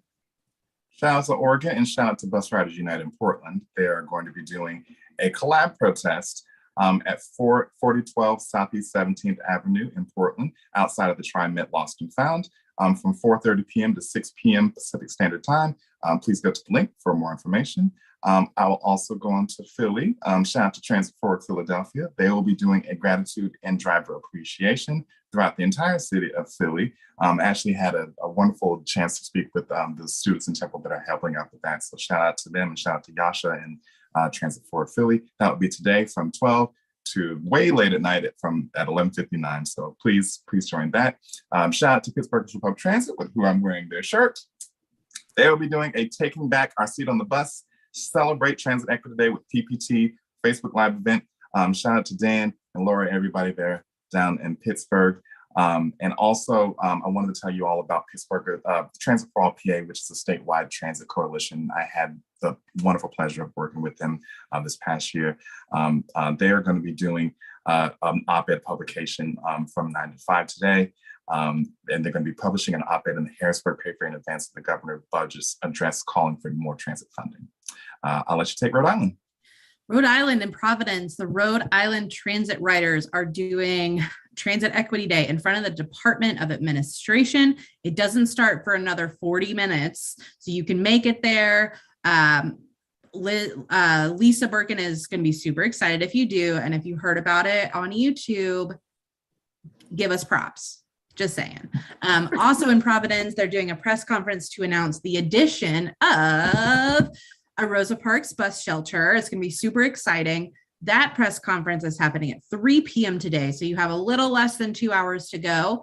And they're actually going to have all of that linked on their homepage, on their website. Need more information, go to the Transit Equity Day website and you'll see it all. I'll let you take South Carolina. Well, South Carolina, we've heard from already. The breakfast with Rosa Parks Featherlight peanut butter pancakes, yummy. Happened this morning at North Charleston. Shout out to William Hamilton and Best Friends of Our Country Transit. For Texas, Link Houston is doing a virtual Transit Equity Day challenge today. Well, actually, it will be from January 31st to today. They'll be doing a virtual challenge to the Transit Authority's board members and most senior staff while encouraging others to join. The link will be in the descriptions. San Antonio will be doing a Little Free Library and social justice book giveaway at the Little Free Library and at 2158 Steves Avenue in San Antonio. Please take via Route 32 to this location. This will be going on from 7 a.m. to 7 p.m. Central Standard Time today. For Tarrant County, the Tarrant Transit Alliance will be doing a transit equity social media campaign. It will go all day. This is a social media campaign, so please click the link for more information. I'll let you take Tennessee. Tennessee and Memphis, they're doing a virtual event, the Sierra Club, Memphis Interfaith Coalition for Action and Hope. They are doing a virtual event today from 2:30 to 4 p.m. Central Time. So you still got a little bit of time. In Washington, the Transit Riders Union, Front and Centered, and Move Redmond are all doing a driver appreciation action. And that's happening today. Contact Kate Wilson for more information on that. In Seattle, their Move Redmond is also doing another event. And it is, well, I guess it's already happened from 10 to 11 today, but you can contact Hurt, who has more information about how that event went. Do you want to do the big news in Wisconsin? Yeah, so as they've said before, there was a proclamation from the governor of the state of Wisconsin for Transit Equity Day. So that proclamation will go on live on the Zoom link from 9 a.m. to 11 a.m. Central Time. In Eau Claire, the Amalgamated Transit Union Local 1310 is putting a Rose on every bus and will be holding a press conference in Eau Claire. The link for this will be into the chat.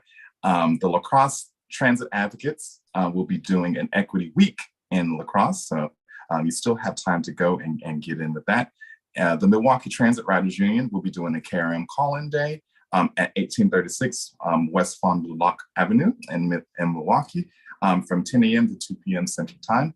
The Wisconsin Green Muslims will also be doing participate in the Transit Equity Network. Please contact Huda Alkoff for more information. Oshkosh, the Esther Fox Valley and Sierra Wisconsin Transportation Team will be doing a proclamation. Please click the link for that. And for Viroqua, the Transit Equity Day Running will be doing an event from 6:30 to 9 p.m. Central Standard Time. Please contact Barbara Richards for more information. That was a handful. That was a lot of events.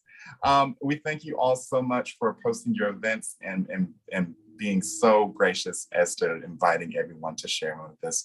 We would like for you to share this conversation with hashtag Transit Equity Day. And please follow us on all of our social media networks, LN4S on Twitter, as well as with Labor, the number 4 Sustainability. Again, that's Labor, the number 4 Sustainability on Facebook and on Instagram. We will go live next with Nancy Smith. Nancy Smith is the program manager of the Boston Mayor's Office of Emergency Management. She was responsible for developing community relationships in support of emergency preparedness and community resilience in close coordination with other public health departments and Boston Emergency Management Services. She's currently working on several special programming exploring rising tides in Heat Island, as well as the climate change action adaptation for the city of Boston. She's a lifetime member of Black Emergency Managers Association International and a member of Team Rubicon. Ms. Smith is a member of the 2020 NAACP Transit Environmental Climate Justice Committee. She is also currently a member of the National Low-Income Housing Coalition, USO Commuters Rail Community Coalition, T-Riders Union, and Black Boston COVID-19 Coalition. Nancy Smith, thank you so much for joining us today.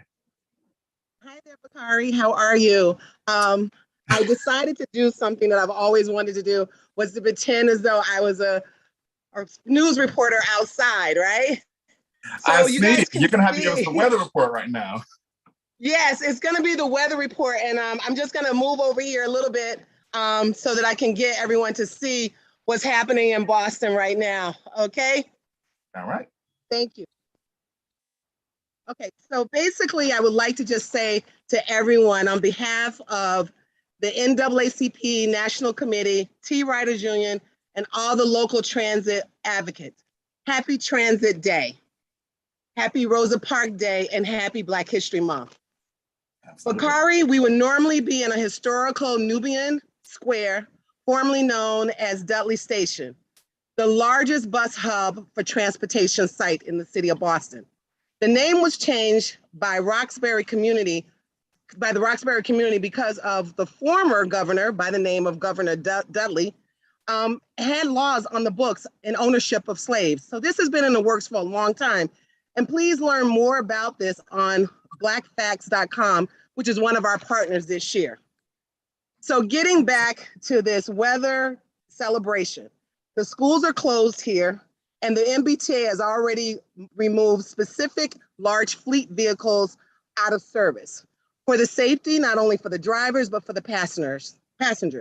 It's an amazing thing to actually watch the work that's being done by the MBTA and also the City of Boston Public Works as they prepare this city for this storm. But we will be back out there next Friday, February 11th, and we will be returning to Nubian Square to officially launch Transportation Day and month. You see, Boston is different. They have been doing this for a couple of years. So all the other locations, think about adding this in as a month so you can get everything in. So we will be heading back, doing the proclamation, distributions of PPEs to riders, and listening to a new initiative leadership that's going to be happening with the T-Riders called Big Support Team. I do want to give a shout out to one of our supporters of this, Thaddeus Miles and the Boston Public Health Commission, and providing those PPEs for us. And please remember that during this time, we will be continuing and joining and having different events later on, February 18th, a live streaming, which was mentioned earlier, and a shout out to our other partners, the Washington, D.C. Culture and History. The registration is up for that, so you can just jump right in and get that. The final event that we will be doing will be on Monday, February 28th, and that's also a virtual panel discussion called Women in Movements. We are extremely, extremely excited that we will have with us Sheila McCullen Keys. You guys heard her mention earlier about the pancake from Rosa Parks. Well, she is her niece, and she will be joining us in this discussion along with some other surprise people because we're confirming stuff, so I can't give too much out. But we will also have our youngest activists from out of the Hennigan School who will be working and discussing stuff with Mellow Miles of the T-Riders Union about fixing the 14. A lot of things are happening. Then I would just like to say that, I am truly humbled every day to work in the city of Boston under the leadership of and the office of mayor and the office of mayor, and the office of emergency management under Chief Benford and Madame Mayor Michelle Wu. Please hear, this is Donald, he's holding the laptop. I just want to let y'all know I had to have my cameraman, thank you. Thank you. Hear the wonderful message from the city of Mayor Wu's message to the city. Thank you, guys. Thank you so much. And we will play that message now. Hi, everyone. Happy Transit Equity Day and happy birthday to Rosa Parks. Thank you for your leadership in making sure we're continuing to celebrate and advance her legacy. Rosa Parks is an inspiration to transit advocates everywhere. Her courage sparked the Montgomery bus boycotts, generating critical momentum for the civil rights movement. Ms. Parks was unwavering in her commitment to ending segregation and believed deeply that the right to be treated like a human being must extend to public transit. While we've made great progress since that fateful day when she claimed her seat on a bus in Montgomery, we still have a ways to go. Today, Black bus riders spend 64 more hours per year on stalled buses than white riders. We need a transit system that is accessible to all, one that truly connects all residents in all of our neighborhoods. My forever sister in service and trailblazer, Mayor Kim Janey, understood deeply the importance of transit justice. I am so grateful for her work in establishing the city's first fare-free pilot program for the 28 bus route, and we are working to continue expanding that. On my first full day as mayor, we filed an order with the Boston City Council, and I'm grateful to my colleagues for allocating $8 million in federal funding to expand and extend this fare-free bus program. We've extended the 28 bus for 2 more years and expanded the program to include the 23 and 29 bus routes as well. All 3 of these routes travel through Blue Hill Ave, a priority corridor for increases in transit reliability and ridership. Already, we've seen big improvements in the 4 months that the 28 bus route has been fare-free. The 28 has had the highest ridership across the MBTA, 92% of pre-pandemic levels, at a time where ridership is dropping everywhere else. In contrast, ridership across the board has been at 53% of pre-pandemic weekday levels. Bostonians voted with their feet, and the city is responding with action. These buses also serve a ridership that is reflective of our communities. More than 59% of riders along these 3 bus routes are low income. More than 96% are people of color.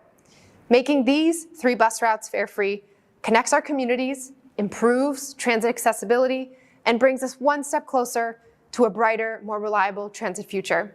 Thank you so much for your advocacy, your partnership, and your leadership. Happy Transit Equity Day.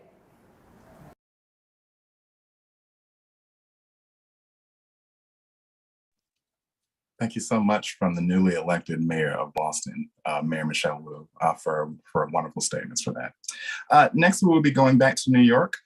We will be going live to a statement from Sarah from PIST from New York City, and we'll be going live to that now.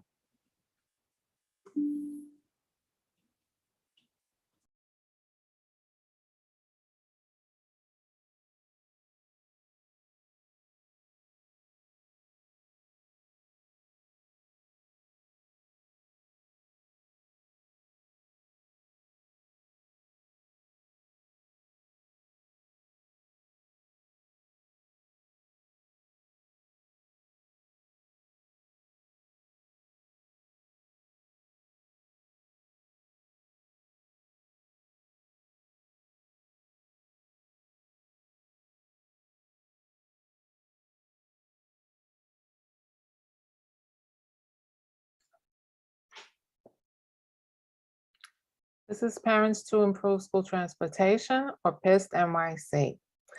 We are gathering on Rosa Parks' birthday with other caregivers, individuals, advocates, and allies from labor in the community to say that access to education is a civil and human right for students of all abilities and all housing. Transit equity, including safe, on-time, fully staffed school bus routes, is key to that access. This fall, we who track complaints about school busing found that fully half of those had to do with no bus showing up at all. Communication from the authorities is often non-existent, false, or insulting. There's inequity as some families have more time and internet and English fluency than others. Youth from multiple schools share long rides with no social distancing and diesel fumes. This hurts both education and public health. The worker shortage predates this pandemic. We and the unions predicted 10 years ago that cuts to school bus pay and job protections would drive many from the workforce. Then during remote learning, the city laid off every school bus worker.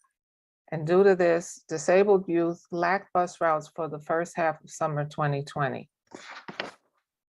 We also need more paras and nurses on the buses. That's why we chant 1, 2, 3, pay the workers what they need, and 7, 8, 9, get the kids to school on time. Our coalition will be marching this next month and petitioning to get a school bus Bill of Rights on the 2022 November ballot. Rosa Parks taught us not to give in. Thank you.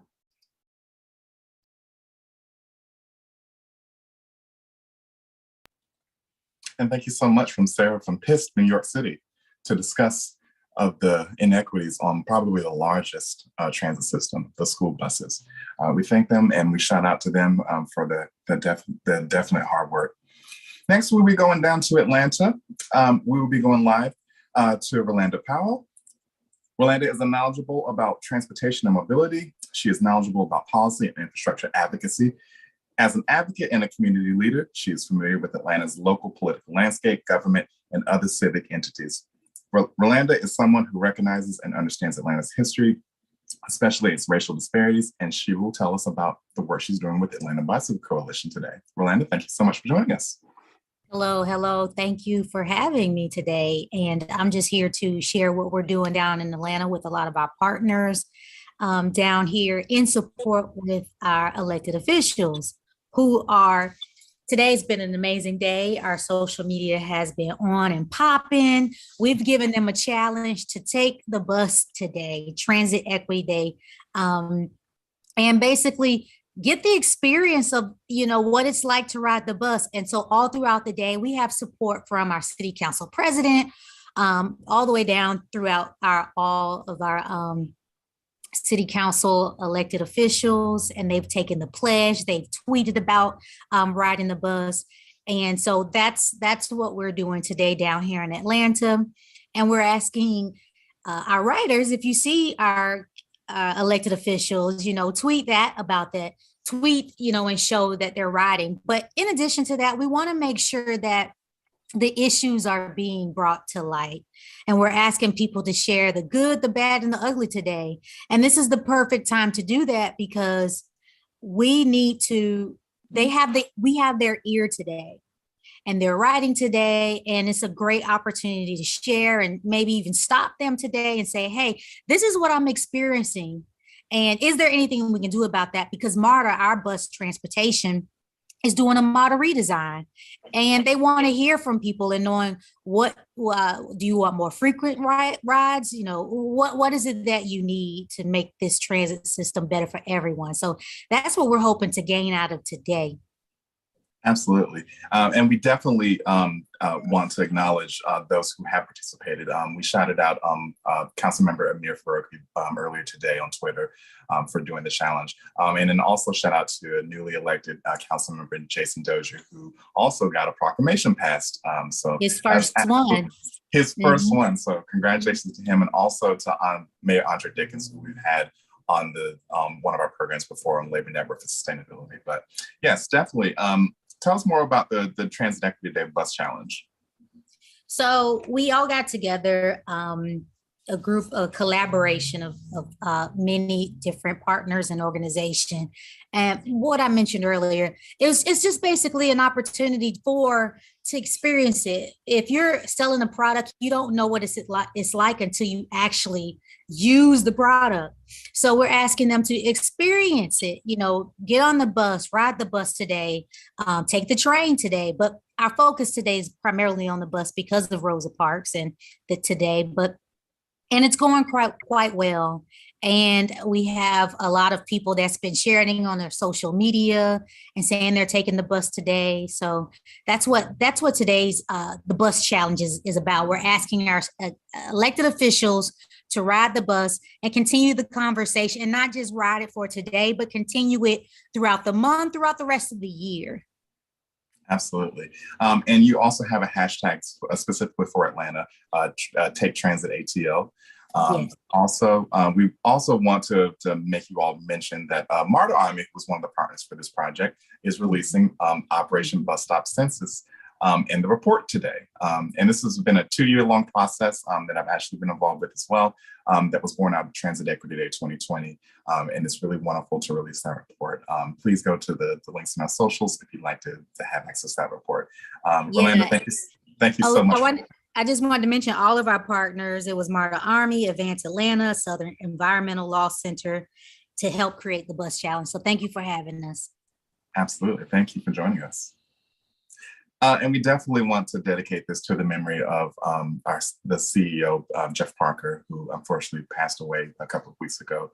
He was definitely dedicated to reaching out to a lot of folks as he was riding transit. So this is also another dedication in his memory and to continuing the work that he did tirelessly. So thank you also for that.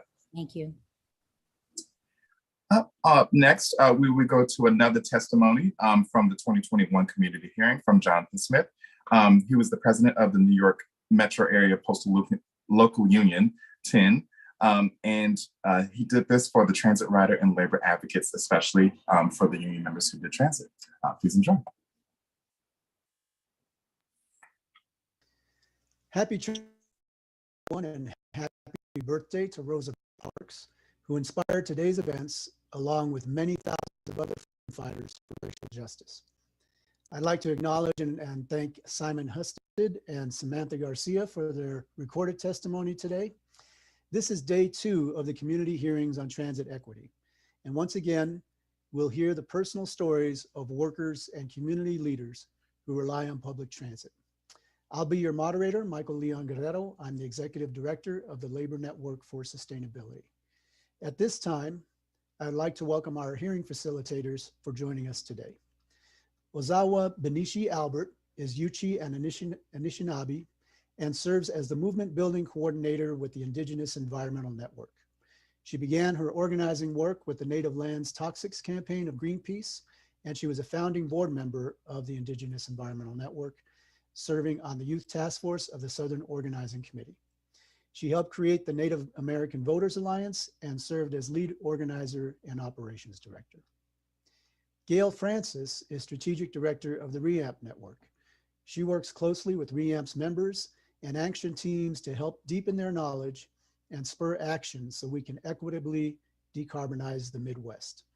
She was previously senior associate at the Center on Wisconsin Strategy, communications director for the Teamster Rank and File Education and Legal Defense Center, and a field organizer for the United Electrical, Radio, and Machine Workers of America. I would like to remind all our presenters and facilitators to please remember to speak slowly to allow for the simultaneous interpretation and to mute your audio when you're not speaking.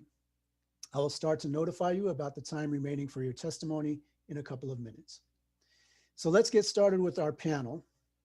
The first person we will hear from is Jonathan Smith, president of the New York Metro Area Postal Union of the American Postal Workers Union, Local 10. President Smith, thank you so much for taking the time to join us today. Looking forward to hear your story and for sharing your insights. I'll turn it over to you.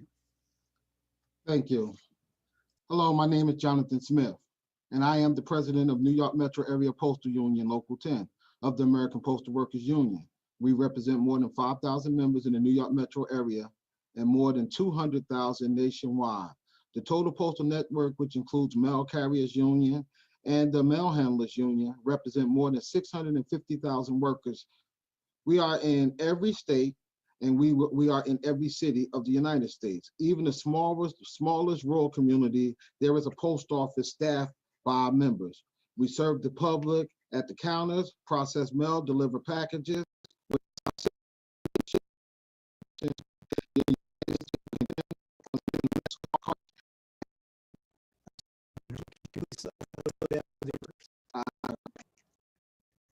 Sure that they will be delivered to your doorstep or P.O. box to the recipient. As you all know, we helped preserve democracy in our last election, and we were proud to do it. Even under challenging circumstances, we processed more than 65 million ballots nationwide. It gave us a great sense of pride, proving once again, we deliver. My local represents thousands of employees throughout the city of New York, and our members live throughout the metropolitan New York City area. We work shifts that cover 24 hours of every day, and many of our members rely on the bus and train to get to work and to get to their families, and their families also rely on this service as well. If it were not for the transit in our city, we would not be able to process your mail. Because our workers would find it near impossible to get to and from work, we also would find it hard to deliver the mail, as many carriers depend on public transportation to get the mail to the communities that depend on them. Now more than ever, we deliver your stimulus checks, your unemployment checks, and hopefully soon, postal banking. During the pandemic, we all know that ridership is down.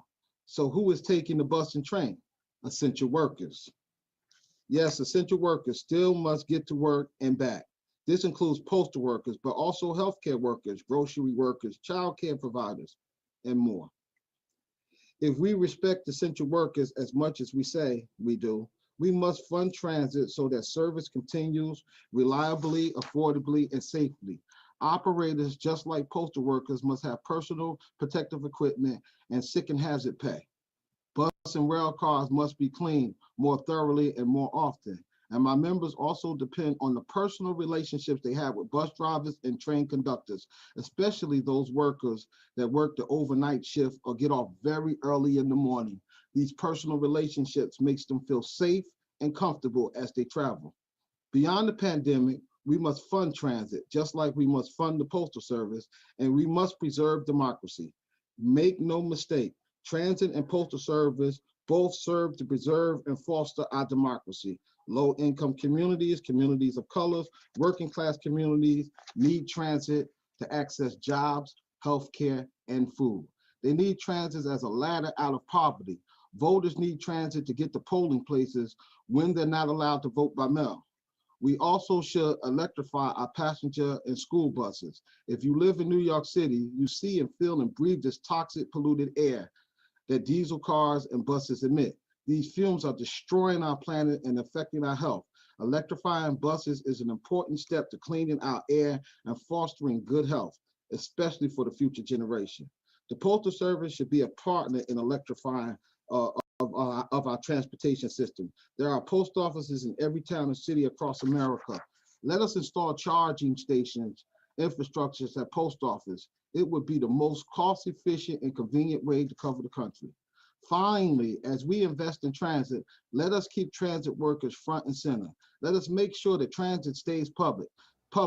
Let us make sure that transit workers have a free and fair opportunity to join a union and engage in collective bargaining to improve their work conditions. Let us make sure we are paying transit workers wages and benefits that can sustain a family and include quality health care and a safe and prosperous retirement. This is not an entitlement, but a right that all citizens should have. The investment in transit will help local communities both in terms of providing ability to travel reliably and affordably, but also in terms of benefiting the local economy. Thank you for letting me testify. Thank you so much, President Smith. Appreciate your testimony, and thank you for making those connections between the Postal Service and public transit and the importance of both to our communities. Thank you so much for that statement. Yes, we have to be cognizant of everyone who's taking public transit because they may be the people that deliver your mail, they may be the people who are delivering your products, like Chris Jackson is doing, and then maybe the people that may can save you in a jam. Speaking of Albuquerque, we wanted to bring back an event that we discussed already. Together for Brothers in Albuquerque, New Mexico, we'll be hosting a town hall that will be live streamed tonight at 4:30 Mountain Standard Time. They'll be collecting stories from bus riders about zero fares as they just initiated a zero fare policy for the transit system in Albuquerque, New Mexico, and have a call to action for the fiscal year 23 budget. So if you'd like to visit, please go to togetherforbrothers.org. Again, that's togetherforbrothers.org to join in the conversation. Also, speaking of Albuquerque, our next presenter is Michael Leon Guerrero. He is the Executive Director of Labor Network for Sustainability and one of the reasons that we're here today. Michael, thank you so much for joining us. Hey, Bakari. Congratulations. It looks like another successful Transit Equity Day, and also appreciate the shout out. Congratulations to Together for Brothers for all the amazing work they're doing. Albuquerque is going to be a city for free fares, and that's due to their work. They started with students and getting free fares for them, and now that's expanded to all riders. So big shout out to them. Absolutely. So tell us a little bit about the history of Transit Equity Day for people who may not be familiar with it. How did it start and who was all involved? Yeah, so this started, the conversation really started back in 2017 at there were two things. We had a training for Amalgamated Transit Union local presidents in Maryland back in 2017 about climate change. And as part of that, we also did one of our national convenings called the Labor Convergence on Climate. And that's where the idea actually came up. It was actually ATU that suggested the idea of doing Transit Equity Day on Rosa Parks' birthday as a way to lift up and make the connections between equity and how transit addresses equity, how it creates good jobs, workers' rights, addressing climate change, and also the importance of it being a public good and a right that everybody should have access to. So it started back then. 2018 was the first one we did. 20 cities participated, and as you all mentioned, now we're up to over 60. And it really has been just an amazing national collective effort. And and I think the most important thing about Transit Equity Day is it's really led and organized by grassroots organizations with very few resources, from the major cities to smaller cities and small towns, as we've heard from Fort Wayne and Charlotte, North Carolina, and Charleston, South Carolina. All across this country, it really is an amazing movement for transit equity. So yeah, we're really proud of how this has developed. Absolutely. What do you see as the significance of Transit Equity Day today? Yeah, I think, getting the Secretary of Transportation to speak, and we hearing from city councilors and mayors, I think the impact of this event, and more than the event, it's really the network of groups that have been pushing this effort. It's significant because a lot of these stories are not heard. Having this live stream, I think, is really important for that, because we actually hear from communities on the ground, folks that have been doing this work, workers, community leaders in their communities for such a long time. And for it to actually get the recognition, and them to get the recognition they need, I think that's the real significance of this. Now, how can that translate is the question to policies. And so now we have some significant victories, as the Transportation Secretary said, and Administrator Fernandez. There are going to be resources going to communities, and that's largely because of the work of grassroots organizations and unions and others around the country that have really pushed to make this happen. And so there's a lot now, I think, in terms of the significance of Transit Equity Day and Transit Equity organizers. It's a very significant event right now, and a lot of work going forward. So really important Transit Equity Day this year. Absolutely. And Labor Network for Sustainability is releasing a report today. Tell us a little bit about that report. Yeah, I think, two things. So Jonathan Smith, President Smith, I think talked a lot about the importance of workers in the transit industry. And I'm going to try to do this because I thought PIST, their chant, really, I think sums it up perfectly. and I hope I get this right. I think they said 1, 2, 3, pay the workers what they need. 7, 8, 9, get the students there on time. I think that sums it up, is that in order for us to really achieve equity in terms of transit and for those communities that are dependent on transit, and by the way, 60% of transit riders are people of color, but also 50% of operators are people of color as well. And so, and folks described a lot of needs. I mean, Simon Husted talked about, services like getting snow shoveling, right? We want to electrify our systems, and we want to build up more transit infrastructure around the country. All of that has to go hand in hand in investment in our workforce as well. And one of the great things about this report that was released just this morning is that it also captures all these stories. And Transit Center Alliance for a Just Society did this great project where they got stories from people around the country who talked about what bus operators have meant in their lives. And so you'll see these snippets of these stories.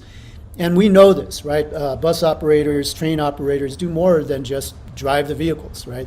They're social service people. They do a lot to help people in the community, and we need to really invest in them being successful. And we're going to need more workers, right? Because if the demand, all the services, infrastructure we're going to need, and to really make our systems just, that means we're going to need workers to do operations, we're going to need them to do maintenance, we're going to need them to do construction. So we need to invest in this workforce and really give these folks what they deserve in terms of pay, benefits, retirement, sick leave, all of those things. And and especially after what President Smith also described, these are essential workers, and many of them passed away in the last couple of years because of COVID, right? And so we really need to do what we can to invest in and to support our workers and the unions that represent them. And final question, what can people who maybe are not within a labor union or within a transit organizing group do to support this effort? Yeah, so I think it's on different levels. So I'm really happy to see that a number of the cities where activities are being organized this year are lifting up this report. From in Ann Arbor, in Detroit, St. Louis, Omaha, Charlotte, New York City, Philadelphia, Providence, Redmond, Washington. I mean, a number of cities across the country are lifting it up and doing it in a way by recognizing workers in the transit system. And so doing different appreciations like we heard, giving them food or presenting them with recognitions. So that's an important thing. And the more that we can make these connections and support these coalitions between community organizations, the unions and that represent them, I think that's one of the most important things that we can do. So we really encourage people to read this report, lift it up, share it as much as possible. And in terms of the agencies, what they can do right now is really speak to their employees. When we did the convening, one of the best conversations I had was with a bus mechanic from San Jose. His name was Duke, and he talked about the challenges they had going from diesel buses to hybrids and now to electric. So the workers know their industry. They know what it takes to improve and make our systems better. And so they need to be involved. We need to trust their leadership, just like we need to trust the leadership in the community to make our systems better. And so that's the one thing I think transit agencies can do is meet with their employees and particularly the leadership of the unions that represent them. Absolutely. And we're about to introduce a video and a message from the International President of the Amalgamated Transit Union, John Costa. But first, Michael Leon Guerrero, thank you so much for joining us. Thank you, Bakari, and really appreciate all the work you're doing. Thank you. Thank you. And we'll play that video from John Costa now.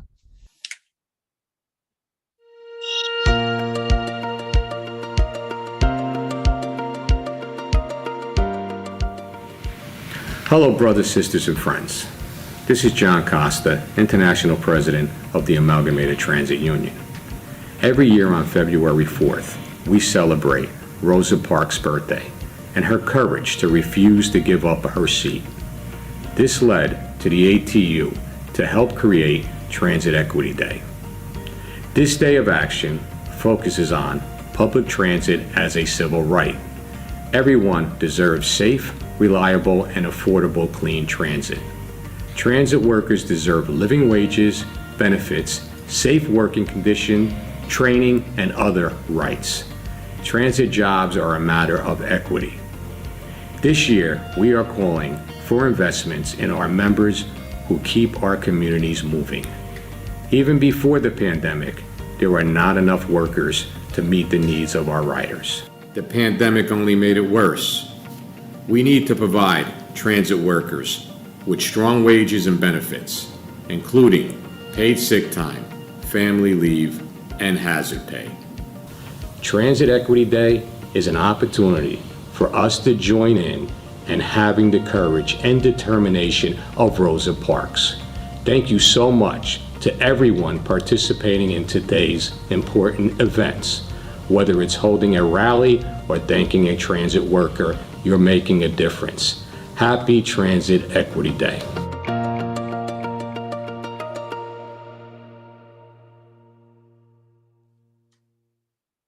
Thank you so much from the International Amalgamated Transit Union President, John Costa. Really powerful statement. And echoing what he said, that it doesn't matter how big or small your action is today, it definitely makes an impact and it definitely shares awareness of what we're doing here. We also wanted to read a statement from the Transport Workers Union International President, John Samuelson, and it states, bus and train operators, mechanics, and maintenance workers are the heart of our public transit systems. They go above and beyond their jobs to ensure the safety and security of passengers. A little goes a long way. However, due to an aging workforce and adequate investment in job equality and COVID, employment in public transit was at 84% of pre-pandemic levels as of 2021 in October. When we invest in public transit and transit workers, we level the playing field for all, creating a more just and robust society. Public transit is a lifeblood to communities across the country. We thank them so much for that statement, and that absolutely is true. The transit, especially not even in big cities, but in small towns, are the lifeblood of a city. And we definitely echo that statement with everything that's going on today. And I wanted to give final words before we depart. This work is ongoing. It's never going to stop, as transportation is always going to be a need for everyone. We're always going to need to know how to get from point A to point B, whether it's somewhere in our localities or if it's somewhere we've just met for the first time. I encourage everyone to find some kind of organization, some kind of group, or some kind of movement to join on to continue this movement. We need more of your voices, and especially the voices of those who are unheard from. We need more people of color. We need more people from the ADA accessible community. We need more people who have never been heard from before, that have these stories to tell, so that we can make transit equity an amenity, an absolute necessity. We thank you so much for joining us today. Like I said before, please continue the conversation using hashtag Transit Equity Day on all of our social platforms. LN4S on Twitter, as well as with Labor, the number 4 Sustainability on Facebook and Instagram. Again, that's the Labor, the number 4 Sustainability on Facebook and Instagram. We thank you so much for joining us for this past 2 hours. We thank you so much to our presenters today. And we thank you so much to all of our sponsors, whom without none of this would have been able to be possible. Again, my name is Bakari Height. I'm the transit organizer for Labor Network for Sustainability. Thank you so much for joining us, and have a really wonderful day.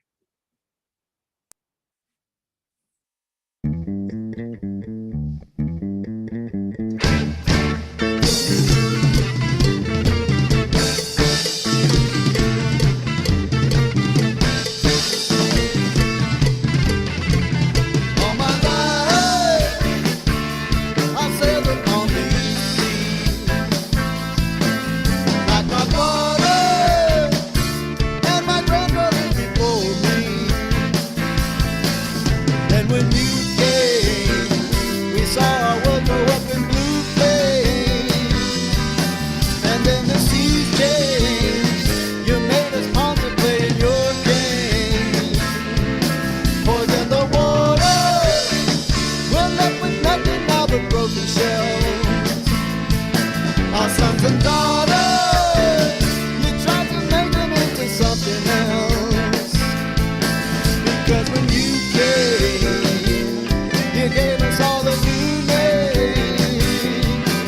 They think I'm insane, but in desperate circumstances we're the same.